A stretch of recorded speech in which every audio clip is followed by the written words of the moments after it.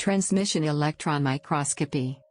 Transmission electron microscopy, TEM, an abbreviation which can also stand for the instrument, a transmission electron microscope, is a microscopy technique in which a beam of electrons is transmitted through a specimen to form an image. The specimen is most often an ultra-thin section less than 100 nanometers thick or a suspension on a grid. An image is formed from the interaction of the electrons with the sample as the beam is transmitted through the specimen. The image is then magnified and focused onto an imaging device, such as a fluorescent screen, a layer of photographic film, or a sensor such as a scintillator attached to a charge-coupled device. Transmission electron microscopes are capable of imaging at a significantly higher resolution than light microscopes, owing to the smaller de Broglie wavelength of electrons. This enables the instrument to capture fine detail, even as small as a single column of atoms, which is thousands of times smaller than a resolvable object seen in a light microscope. Transmission electron microscopy is a major analytical method in the physical, chemical and biological sciences. TEMs find application in cancer research, virology, and materials science as well as pollution, nanotechnology and semiconductor research, but also in other fields such as paleontology and palynology. TEM instruments boast an enormous array of operating modes including conventional imaging, scanning TEM imaging, STEM, diffraction, spectroscopy, and combinations of these. Even within conventional imaging, there are many fundamentally different ways that contrast is produced, called image contrast mechanisms. Contrast can arise from position to position differences in the thickness or density, mass thickness contrast, atomic number, Z contrast, referring to the common abbreviation Z for atomic number, crystal structure or orientation, crystallographic contrast or diffraction contrast, the slight quantum mechanical phase shifts that individual atoms produce in electrons that pass through them, phase contrast, the energy lost by electrons on passing through the sample, spectrum imaging, and more. Each mechanism tells the user a different kind of information, depending not only on the contrast mechanism but on how the microscope is used, the settings of lenses, apertures, and detectors. What this means is that a TEM is capable of returning an extraordinary variety of nanometer and atomic resolution information, in ideal cases revealing not only where all the atoms are but what kinds of atoms they are and how they are bonded to each other. For this reason TEM is regarded as an essential tool for nanoscience in both biological and materials fields. The first TEM was demonstrated by Max Knoll and Ernst Ruska in 1931, with this group developing the first TEM with resolution greater than that of light in 1933 and the first commercial TEM in 1939. In 1986, Ruska was awarded the Nobel Prize in Physics for the development of transmission electron microscopy. History. Initial development. In 1873, Ernst Abbe proposed that the ability to resolve detail in an object was limited approximately by the wavelength of the light used in imaging or a few hundred nanometers for visible light microscopes. Developments in ultraviolet, UV, microscopes, led by Köhler and Rohr, increased resolving power by a factor of 2. However, this required expensive quartz optics, due to the absorption of UV by glass. It was believed that obtaining an image with submicrometer information was not possible due to this wavelength constraint. In 1858, Plucker observed the deflection of cathode rays, electrons, by magnetic fields. This effect was used by Ferdinand Braun in 1897 to build simple cathode ray oscilloscope, CRO, measuring devices. In 1891, Rieck noticed that the cathode rays could be focused by magnetic fields, allowing for simple electromagnetic lens designs. In 1926, Hans Busch published work extending this theory and showed that the lensmaker's equation could, with appropriate assumptions, be applied to electrons. In 1928, at the Technical University of Berlin, Adolf Matthias, professor of high-voltage technology and electrical installations, appointed Max Knoll to lead a team of researchers to advance the CRO design. The team consisted of several PhD students including Ernst Ruska and Bodo von Borries. The research team worked on lens design and CRO column placement, to optimize parameters to construct better CROs, and make electron optical components to generate low magnification, nearly 1:1, images. In 1931, the group successfully generated magnified images of mesh grids placed over the anode aperture. The device used two magnetic lenses to achieve higher magnifications, arguably creating the first electron microscope. In that same year, Reinhold Rudenberg, the scientific director of the Siemens company, patented an electrostatic lens electron microscope. Improving resolution. At the time, electrons were understood to be charged particles of matter. The wave nature of electrons was not fully realized until the publication of the de Broglie hypothesis in 1927.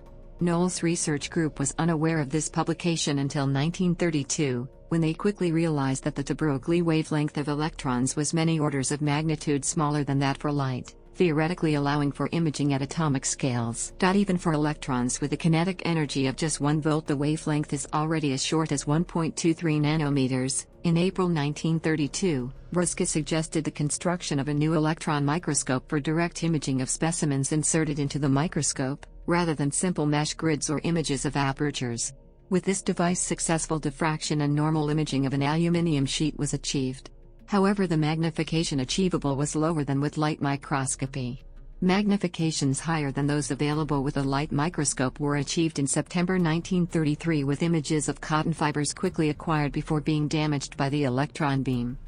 At this time, interest in the electron microscope had increased, with other groups, such as that of Paul Anderson and Kenneth Fitzsimmons of Washington State University and that of Albert Prebys and James Hillier at the University of Toronto, who constructed the first TEMs in North America in 1935 and 1938, respectively, continually advancing TEM design.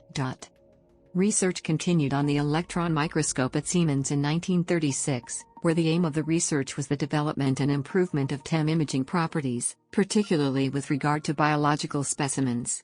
At this time, electron microscopes were being fabricated for specific groups, such as the EM1 device used at the UK National Physical Laboratory. In 1939, the first commercial electron microscope, pictured, was installed in the physics department of ICFAR. Further work on the electron microscope was hampered by the destruction of a new laboratory constructed at Siemens by an air raid, as well as the death of two of the researchers, Heinz Müller and Friedrich Krauss, during World War II. Further research. After World War II, Brusca resumed work at Siemens, where he continued to develop the electron microscope, producing the first microscope with 100K magnification.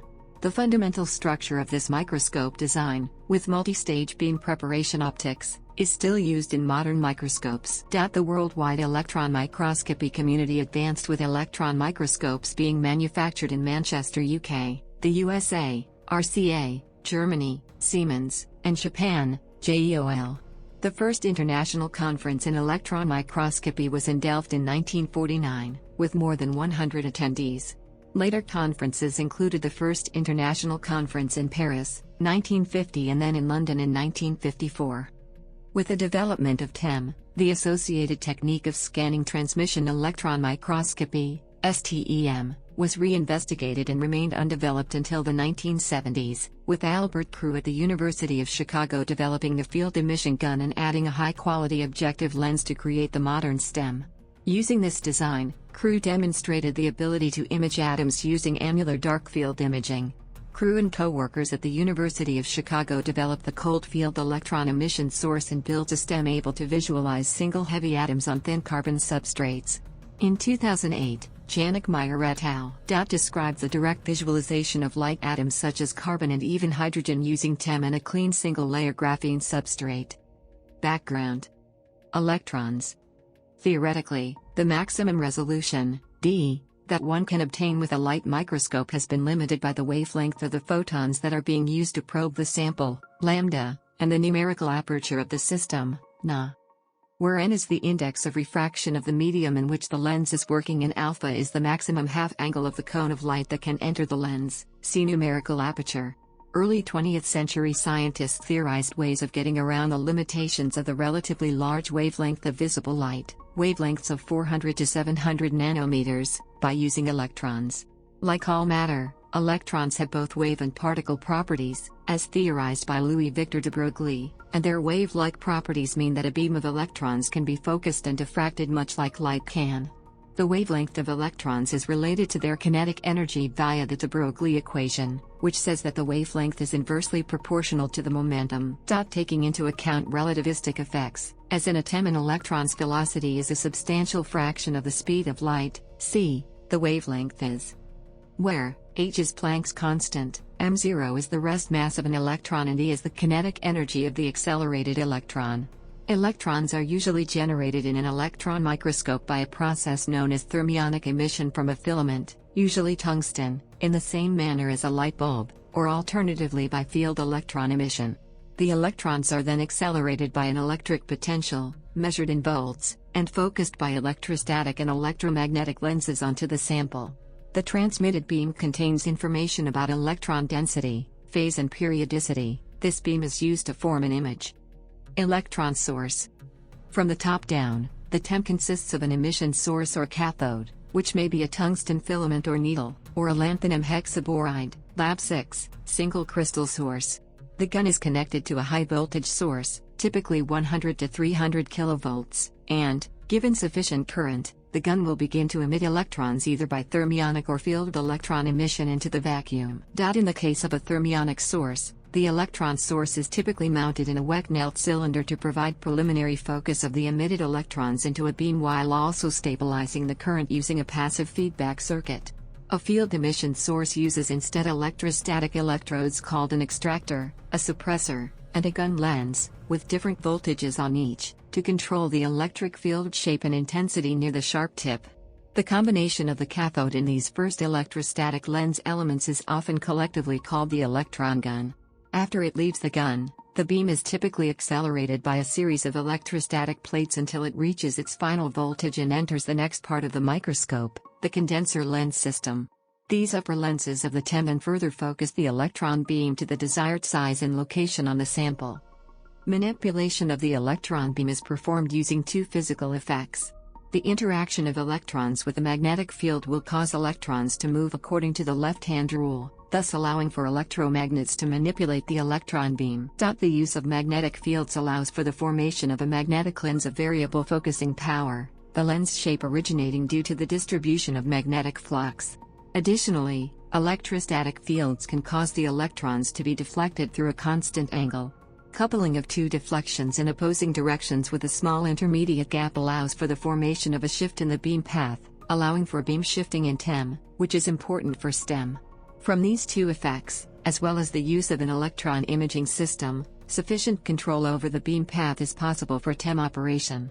The optical configuration of a TEM can be rapidly changed, unlike that for an optical microscope, as lenses in the beam path can be enabled, have their strength changed, or be disabled entirely simply via rapid electrical switching, the speed of which is limited by effects such as the magnetic hysteresis of the lenses.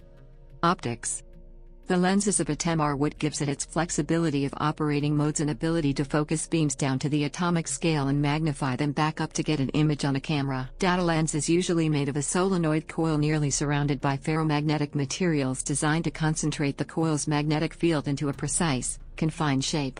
When an electron enters and leaves this magnetic field, it spirals around the curved magnetic field lines in a way that acts very much as an ordinary glass lens does for light. It is a converging lens. But, unlike a glass lens, a magnetic lens can very easily change its focusing power simply by adjusting the current passing through the coils. This provides a flexibility of operation that gets further multiplied when the lenses are assembled into stacks of independent lenses, each of which can focus, defocus, magnify, and/or collimate the beam coming from the previous lens. This allows a single lens system, between the source and the sample, the condenser lens system, to produce a parallel beam over 1 mm in diameter, a tightly focused beam smaller than an atom, or anything in between. An additional lens stack, the intermediate/projector lens system, is after the sample. It can be adjusted to produce a focus diffraction pattern or image of the sample with a magnification varying over a huge range.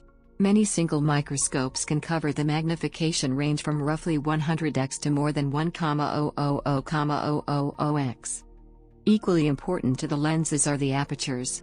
These are circular holes in thin strips of heavy metal, placed at well-chosen points in the column of lenses. Some are fixed in size and position and play important roles in limiting X-ray generation and improving the vacuum performance.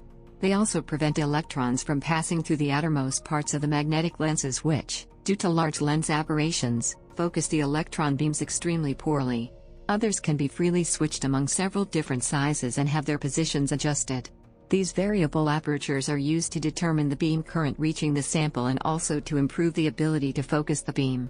Variable apertures after the sample position further allow the user to select the range of spatial positions or electron scattering angles to be used in the formation of an image or a diffraction pattern. Skillfully used, these apertures allow remarkably precise and detailed study of the defects in crystals. The electron optical system also includes deflectors and stigmators, usually made of small electromagnets. Unlike the lenses, the magnetic fields produced by the deflectors are oriented primarily to deflect the beam and not to focus it. The deflectors allow the position and angle of the beam at the sample position to be independently controlled, as is essential for STEM, and also ensure that the beams remain near the low aberration centers of every lens in the lens stacks. The stigmators provide an auxiliary fine focusing, compensating for slight imperfections and aberrations that cause astigmatism, a lens having a different focal strength in different directions. Typically a TEM consists of 3 stages of lensing. The stages are the condenser lenses, the objective lenses, and the projector lenses. The condenser lenses are responsible for primary beam formation, while the objective lenses focus the beam that comes through the sample itself. In STEM scanning mode, there are also objective lenses above the sample to make the incident electron beam convergent. The projector lenses are used to expand the beam onto the phosphor screen or other imaging device, such as film. The magnification of the TEM is due to the ratio at the distances between the specimen and the objective lens image plane. Additional stigmators allow for the correction of asymmetrical beam distortions, known as astigmatism. It is noted that TEM optical configurations differ significantly with implementation, with manufacturers using custom lens configurations, such as in spherical aberration-corrected instruments, or TEMs using energy filtering to correct electron chromatic aberration. Reciprocity. The optical reciprocity theorem, or principle of Helmholtz reciprocity, generally holds true for elastically scattered electrons in an absorbing medium, as is often the case under standard TEM operating conditions.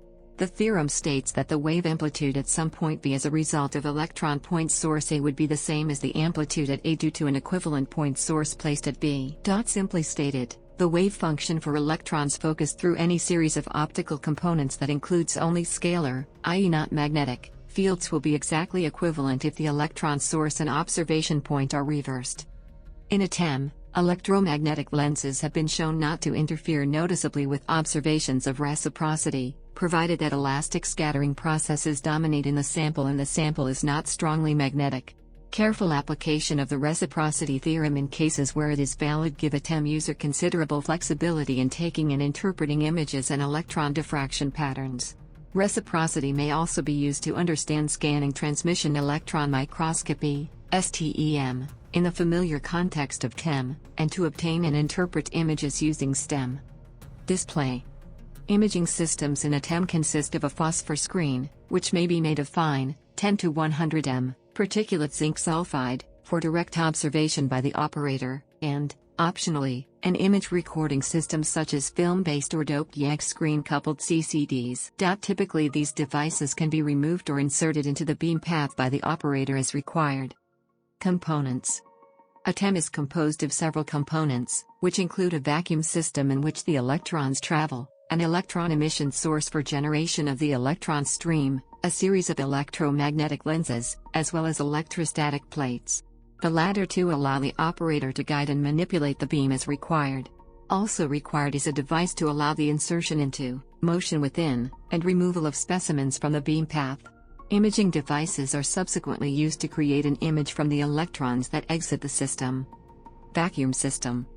To increase the mean free path of the electron-gas interaction, a standard TEM is evacuated to low pressures, typically on the order of 10-4 pascals.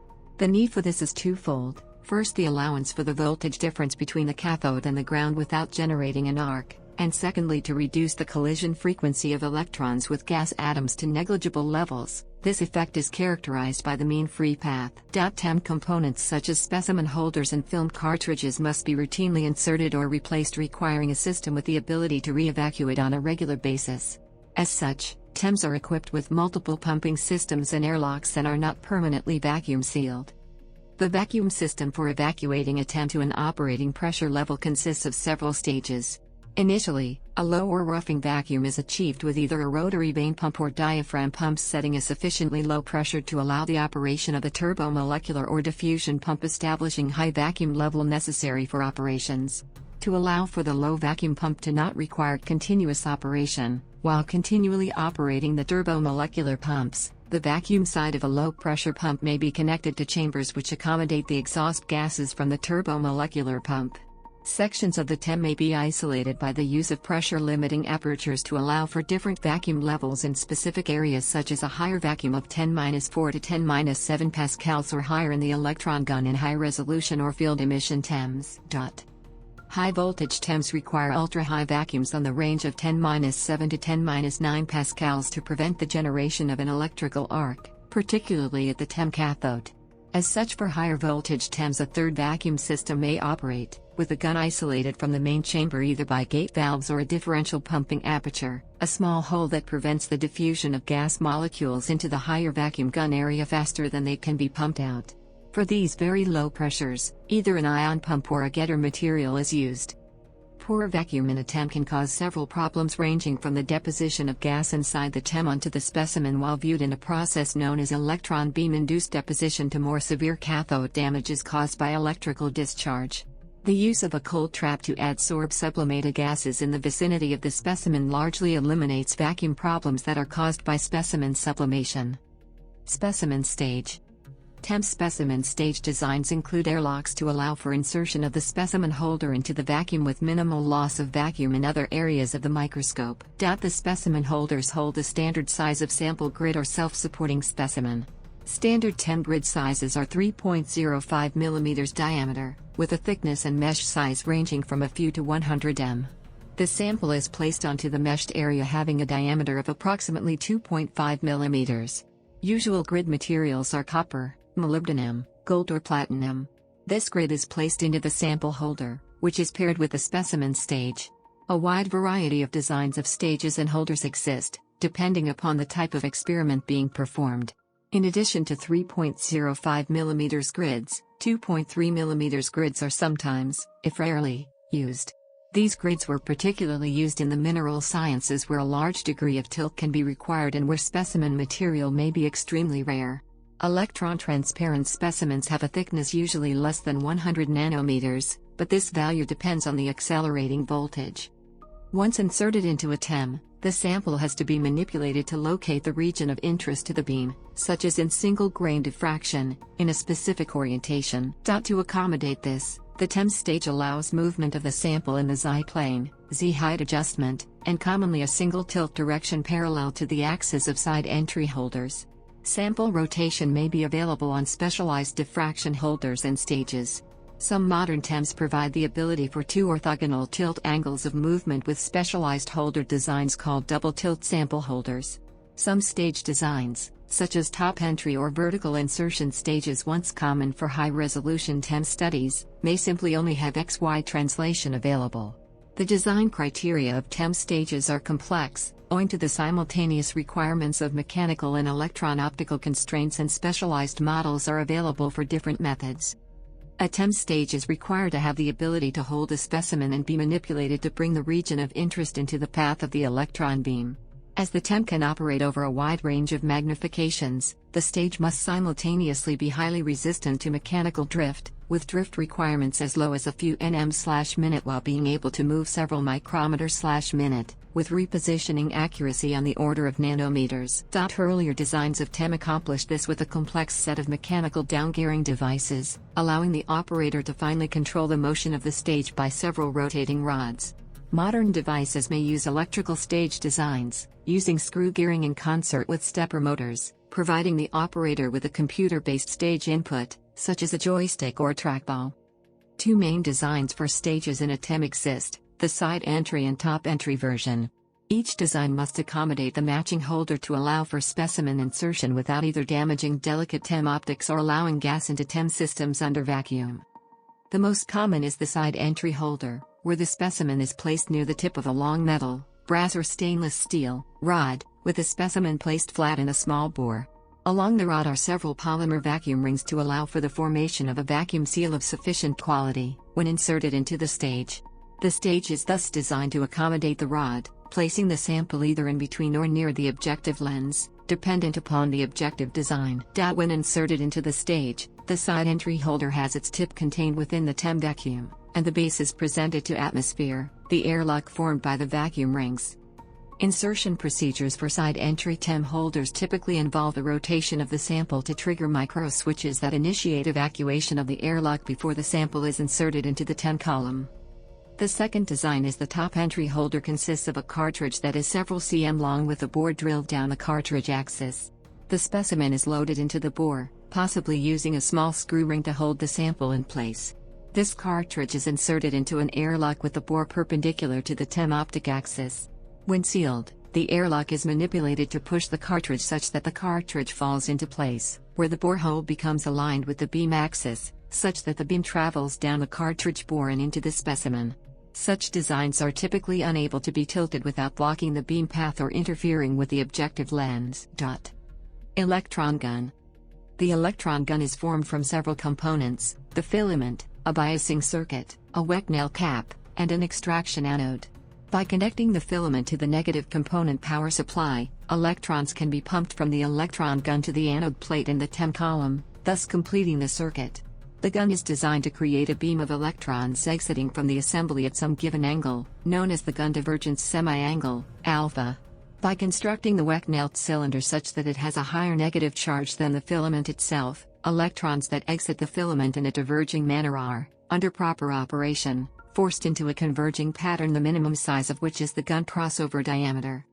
The thermionic emission current density, J, can be related to the work function of the emitting material via Richardson's law.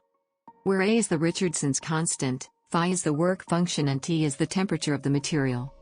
This equation shows that in order to achieve sufficient current density it is necessary to heat the emitter, taking care not to cause damage by application of excessive heat. For this reason materials with either a high melting point, such as tungsten, or those with a low work function, Lab 6, are required for the gun filament.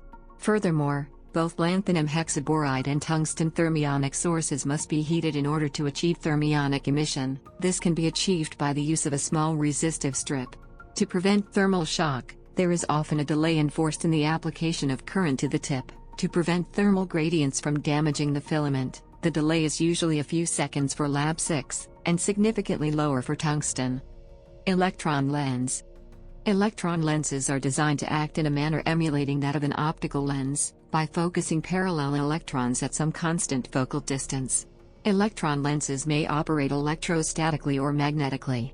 The majority of electron lenses for TEM use electromagnetic coils to generate a convex lens. The field produced for the lens must be radially symmetrical, as deviation from the radial symmetry of the magnetic lens causes aberrations such as astigmatism, and worsens spherical and chromatic aberration. Electron lenses are manufactured from iron, cobalt or nickel cobalt alloys, such as permalloy. These are selected for their magnetic properties, such as magnetic saturation, hysteresis and permeability. The components include the yoke, the magnetic coil, the poles, the pole piece, and the external control circuitry. The pole piece must be manufactured in a very symmetrical manner, as this provides the boundary conditions for the magnetic field that forms the lens.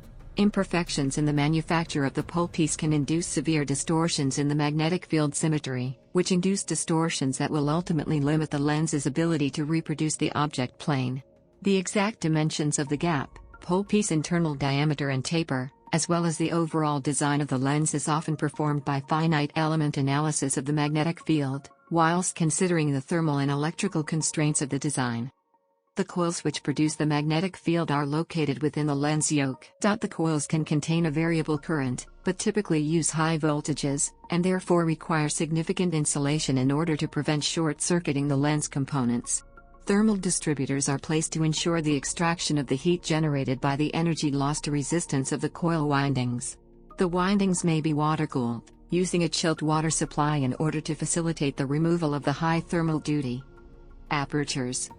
Apertures are annular metallic plates, through which electrons that are further than a fixed distance from the optic axis may be excluded.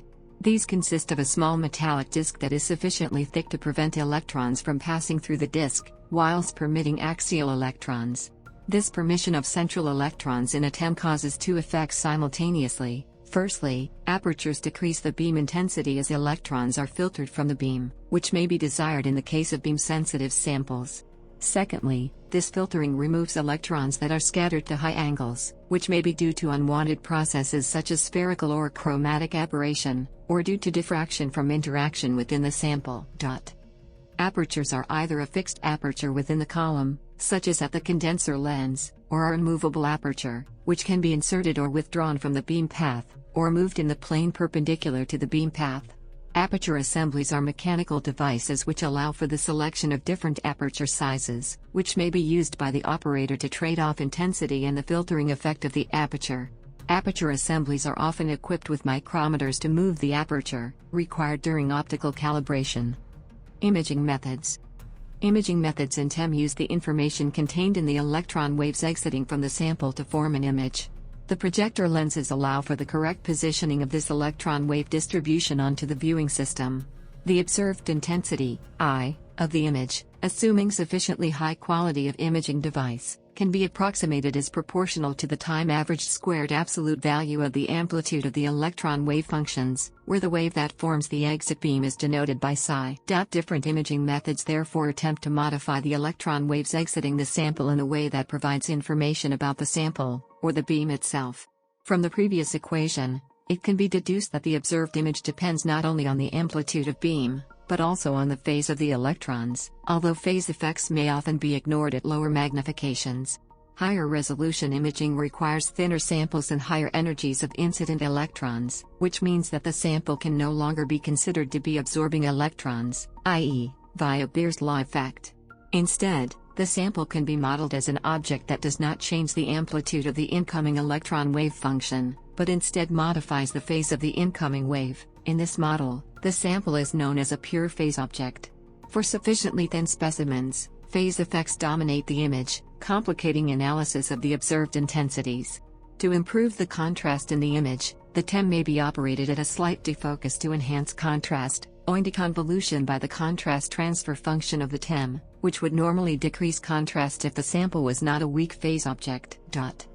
The figure on the right shows the two basic operation modes of TEM, imaging and diffraction modes. In both cases the specimen is illuminated with the parallel beam, formed by electron beam shaping with the system of condenser lenses and condenser aperture. After interaction with the sample, on the exit surface of the specimen two types of electrons exist, unscattered, which will correspond to the bright central beam on the diffraction pattern, and scattered electrons, which change their trajectories due to interaction with the material. In imaging mode, the objective aperture is inserted in a back focal plane, BFP, of the objective lens, where diffraction spots are formed. If using the objective aperture to select only the central beam, the transmitted electrons are passed through the aperture while all others are blocked, and a bright field image, BF image, is obtained. If we allow the signal from a diffracted beam, a dark field image, DF image, is received.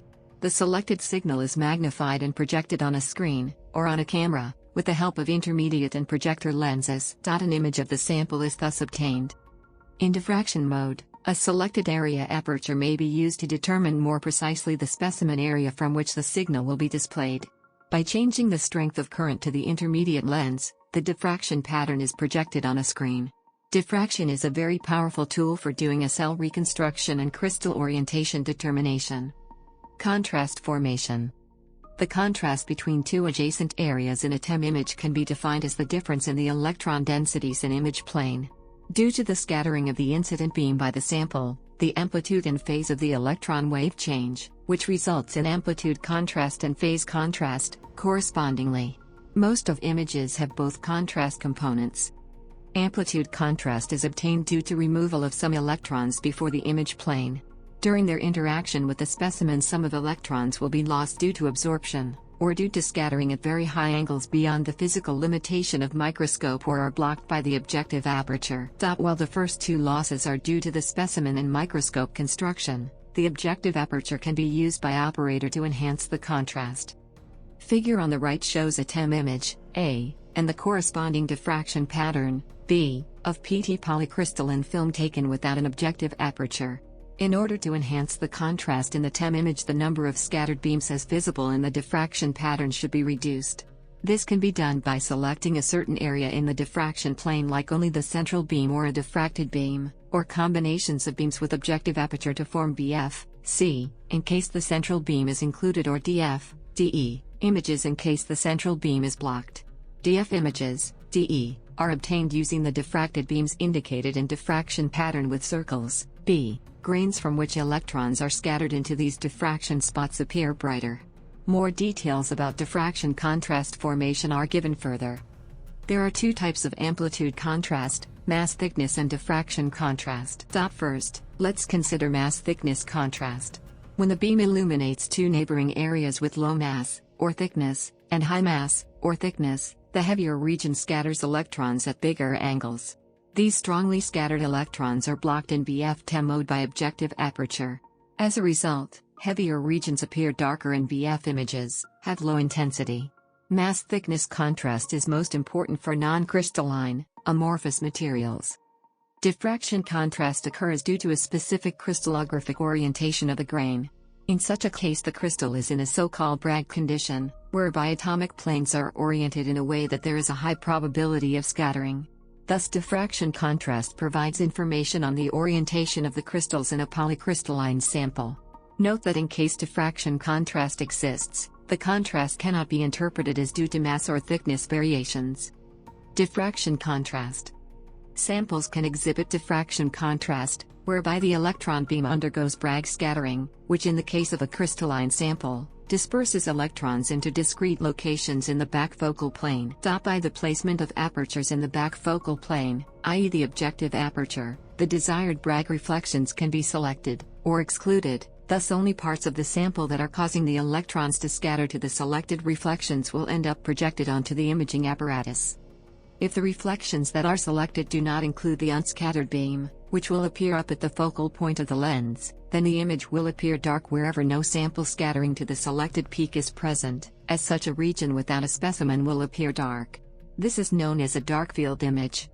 Modern TEMs are often equipped with specimen holders that allow the user to tilt the specimen to a range of angles in order to obtain specific diffraction conditions, and apertures placed above the specimen allow the user to select electrons that would otherwise be diffracted in a particular direction from entering the specimen. Applications for this method include the identification of lattice defects in crystals. By carefully selecting the orientation of the sample, it is possible not just to determine the position of defects but also to determine the type of defect present.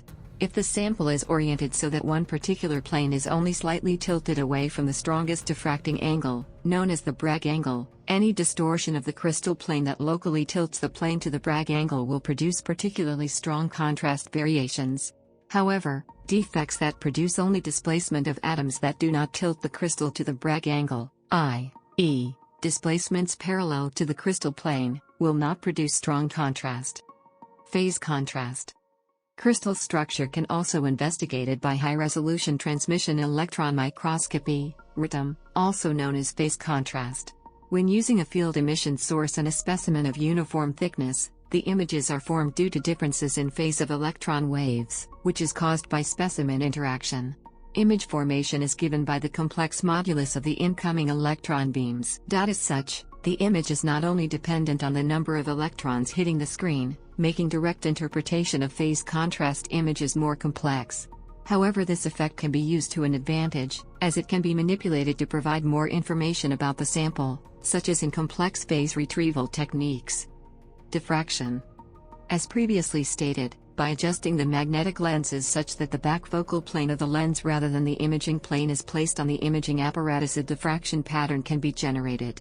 For thin crystalline samples, this produces an image that consists of a pattern of dots in the case of a single crystal, or a series of rings in the case of a polycrystalline or amorphous solid material. For the single crystal case, the diffraction pattern is dependent upon the orientation of the specimen and the structure of the sample illuminated by the electron beam. This image provides the investigator with information about the space group symmetries in the crystal and the crystal's orientation to the beam path. This is typically done without using any information but the position at which the diffraction spots appear in the observed image symmetries. Diffraction patterns can have a large dynamic range, and for crystalline samples, may have intensities greater than those recordable by CCD. As such, TEMs may still be equipped with film cartridges for the purpose of obtaining these images, as the film is a single-use detector. Analysis of diffraction patterns beyond point position can be complex, as the image is sensitive to a number of factors such as specimen thickness and orientation, objective lens defocus, and spherical and chromatic aberration. Although quantitative interpretation of the contrast shown in lattice images is possible, it is inherently complicated and can require extensive computer simulation and analysis, such as electron multislice analysis. More complex behavior in the diffraction plane is also possible, with phenomena such as Kikuchi lines arising from multiple diffraction within the crystalline lattice. In convergent beam electron diffraction, CBED, where a non-parallel, i.e. converging, electron wavefront is produced by concentrating the electron beam into a fine probe at the sample surface, the interaction of the convergent beam can provide information beyond structural data such as sample thickness. Electron energy loss spectroscopy, EELS.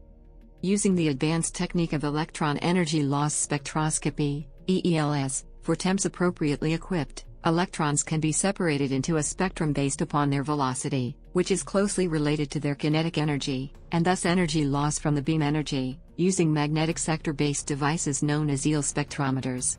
These devices allow for the selection of particular energy values, which can be associated with the way the electron has interacted with the sample. For example, different elements in a sample result in different electron energies in the beam after the sample. This normally results in chromatic aberration, however this effect can, for example, be used to generate an image which provides information on elemental composition, based upon the atomic transition during electron-electron interaction. EEL spectrometers can often be operated in both spectroscopic and imaging modes, allowing for isolation or rejection of elastically scattered beams. As for many images, inelastic scattering will include information that may not be of interest to the investigator, thus reducing observable signals of interest. EELS imaging can be used to enhance contrast in observed images, including both bright field and diffraction, by rejecting unwanted components. Three-dimensional imaging. As TEM specimen holders typically allow for the rotation of a sample by a desired angle, multiple views of the same specimen can be obtained by rotating the angle of the sample along an axis perpendicular to the beam. By taking multiple images of a single TEM sample at differing angles, typically in 1-degree increments, a set of images known as a tilt series can be collected. This methodology was proposed in the 1970s by Walter Hoppe. Under purely absorption contrast conditions, this set of images can be used to construct a three-dimensional representation of the sample. The reconstruction is accomplished by a two-step process. First, images are aligned to account for errors in the positioning of a sample. Such errors can occur due to vibration or mechanical drift. Alignment methods use image registration algorithms, such as autocorrelation methods, to correct these errors. Secondly, using a reconstruction algorithm, such as filtered back projection, the aligned image slices can be transformed from a set of two-dimensional images, IJEX, Y, to a single three-dimensional image, IJEX, Y, Z. This three-dimensional image is of particular interest when morphological information is required. Further study can be undertaken using computer algorithms, such as isosurfaces and data slicing, to analyze the data. As TEM samples cannot typically be viewed at a full 180 degrees rotation, the observed images typically suffer from a missing wedge of data, which when using Fourier-based back projection methods decreases the range of resolvable frequencies in the three-dimensional reconstruction. Mechanical refinements, such as multi-axis tilting, two-tilt series of the same specimen made at orthogonal directions, and conical tomography, where the specimen is first tilted to a given fixed angle and then imaged at equal angular rotational increments through one complete rotation in the plane of the specimen grid, can be used to limit the impact of the missing data on the observed specimen morphology. Using focused ion beam milling, a new technique has been proposed which uses pillar-shaped specimen and a dedicated on-axis tomography holder to perform 180 degrees rotation of the sample inside the pole piece of the objective lens in TEM. Using such arrangements, quantitative electron tomography without the missing wedge is possible. In addition, numerical techniques exist which can improve the collected data. All the above-mentioned methods involve recording tilt series of a given specimen field. This inevitably results in the summation of a high dose of reactive electrons through the sample and the accompanying destruction of fine detail during recording. The technique of low dose, minimal dose imaging is therefore regularly applied to mitigate this effect.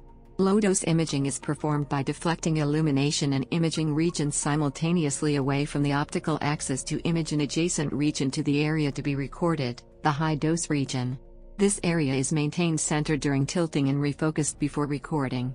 During recording, the deflections are removed so that the area of interest is exposed to the electron beam only for the duration required for imaging. An improvement of this technique, for objects resting on a sloping substrate film, is to have two symmetrical off-axis regions for focusing, followed by setting focus to the average of the two high-dose focus values before recording the low-dose area of interest.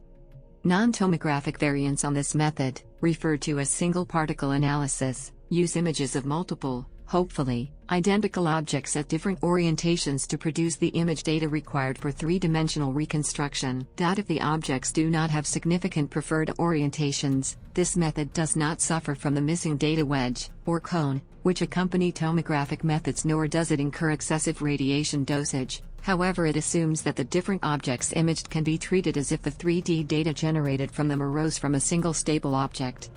Sample preparation. Sample preparation in TEM can be a complex procedure. TEM specimens should be less than 100 nanometers thick for a conventional TEM.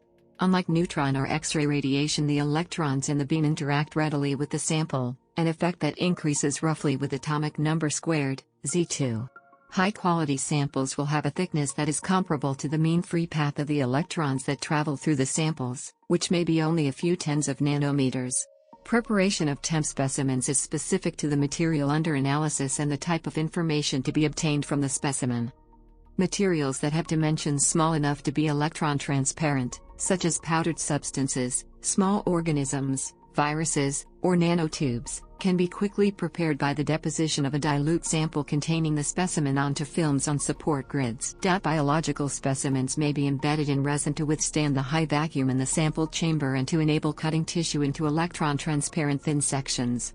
The biological sample can be stained using either a negative staining material such as uranyl acetate for bacteria and viruses, or, in the case of embedded sections, the specimen may be stained with heavy metals, including osmium tetroxide. Alternately, samples may be held at liquid nitrogen temperatures after embedding in vitreous ice. In material science and metallurgy, the specimens can usually withstand the high vacuum, but still must be prepared as a thin foil, or etched so some portion of the specimen is thin enough for the beam to penetrate. Constraints on the thickness of the material may be limited by the scattering cross-section of the atoms from which the material is comprised. Tissue sectioning. Biological tissue is often embedded in a resin block, then thinned to less than 100 nanometers on an ultramicrotome. The resin block is fractured as it passes over a glass or diamond knife edge. This method is used to obtain thin, minimally deformed samples that allow for the observation of tissue ultrastructure. Inorganic samples, such as aluminium, may also be embedded in resins and ultra-thin sectioned in this way, using either coated glass, sapphire, or larger angled diamond knives. To prevent charge buildup at the sample surface when viewing in the TEM, tissue samples need to be coated with a thin layer of conducting material, such as carbon. Sample staining. TEM samples of biological tissues need high atomic number stains to enhance contrast. The stain absorbs the beam electrons or scatters part of the electron beam which otherwise is projected onto the imaging system. Compounds of heavy metals such as osmium, lead, uranium, or gold, in immunogold labeling, may be used prior to TEM observation to selectively deposit electron-dense atoms in or on the sample in desired cellular or protein region. This process requires an understanding of how heavy metals bind to specific biological tissues and cellular structures. Mechanical milling. Mechanical polishing is also used to prepare samples for imaging on the TEM. Polishing needs to be done to a high quality, to ensure constant sample thickness across the region of interest. A diamond, or cubic boron nitride polishing compound may be used in the final stages of polishing to remove any scratches that may cause contrast fluctuations due to varying sample thickness. Even after careful mechanical milling, additional fine methods such as ion etching may be required to perform final stage thinning. Chemical etching. Certain samples may be prepared by chemical etching, particularly metallic specimens. These samples are thinned using a chemical etchant, such as an acid, to prepare the sample for TEM observation.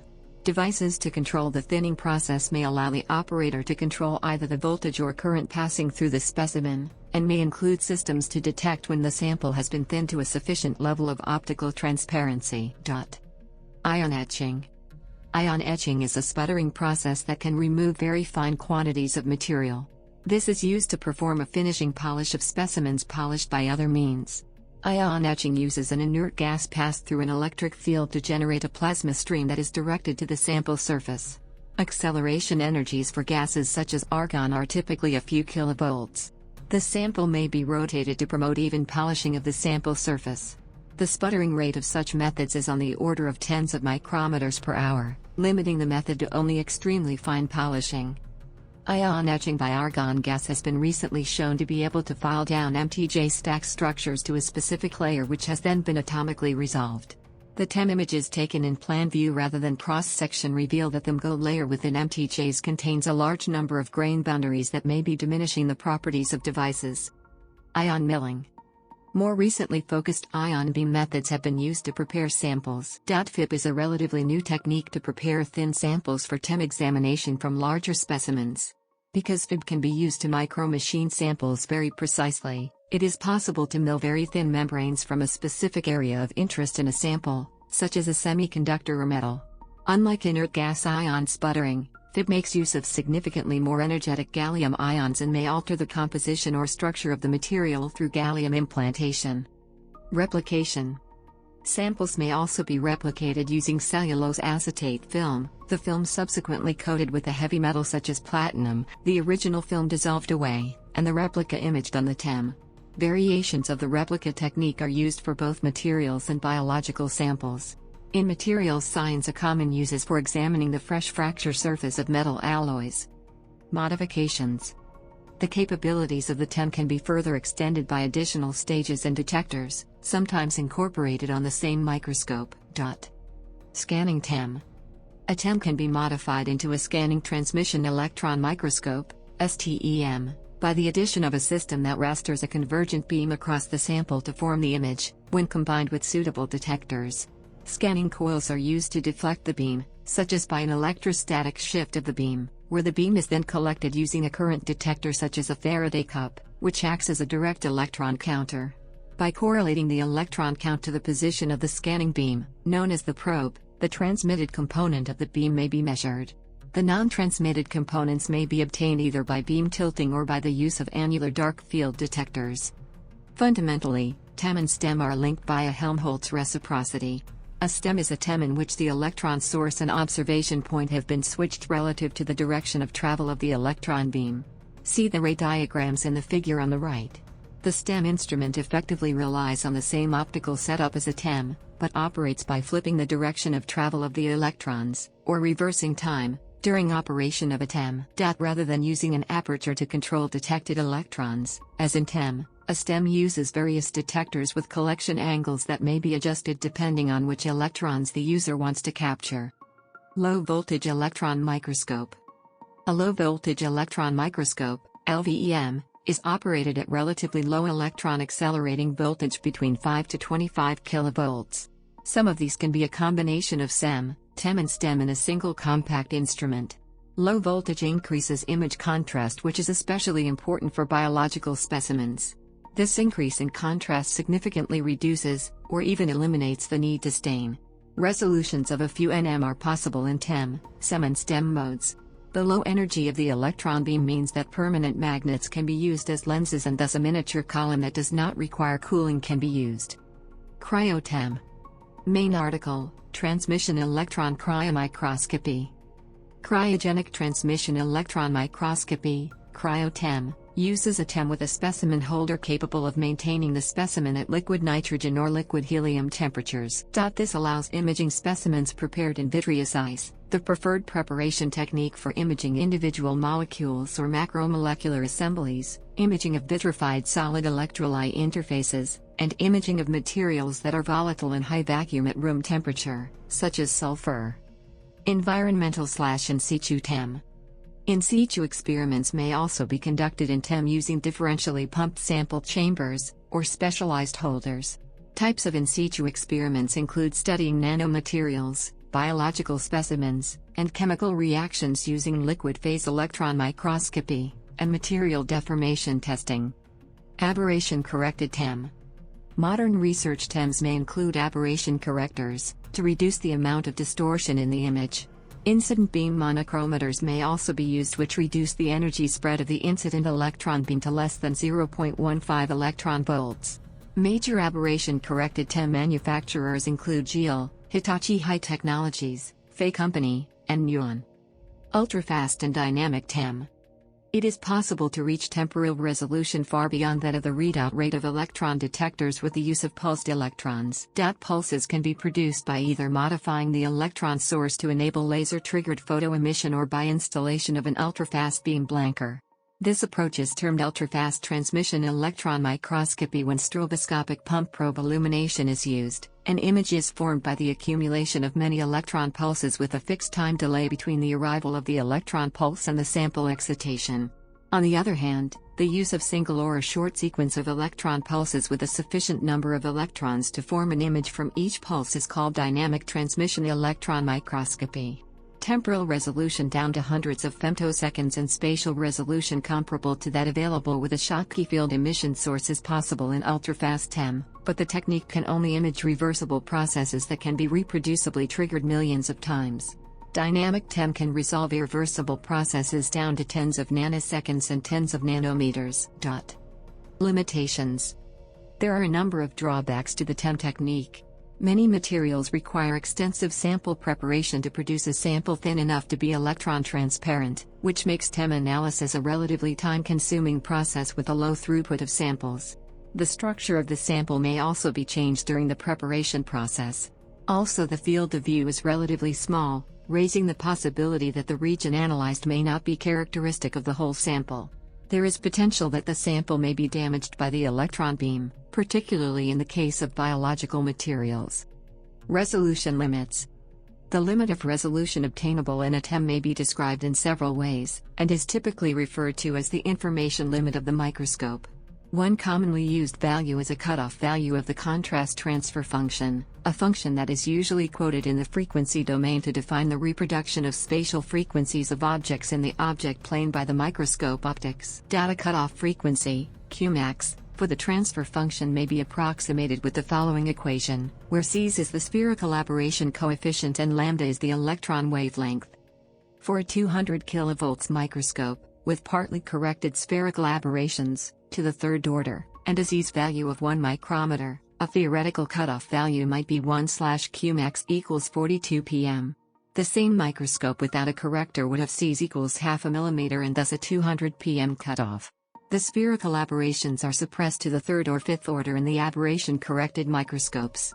Their resolution is however limited by electron source geometry and brightness and chromatic aberrations in the objective lens system. The frequency domain representation of the contrast transfer function may often have an oscillatory nature, which can be tuned by adjusting the focal value of the objective lens. This oscillatory nature implies that some spatial frequencies are faithfully imaged by the microscope, whilst others are suppressed. By combining multiple images with different spatial frequencies, the use of techniques such as focal series reconstruction can be used to improve the resolution of the TEM in a limited manner. The contrast transfer function can, to some extent, be experimentally approximated through techniques such as Fourier transforming images of amorphous material, such as amorphous carbon.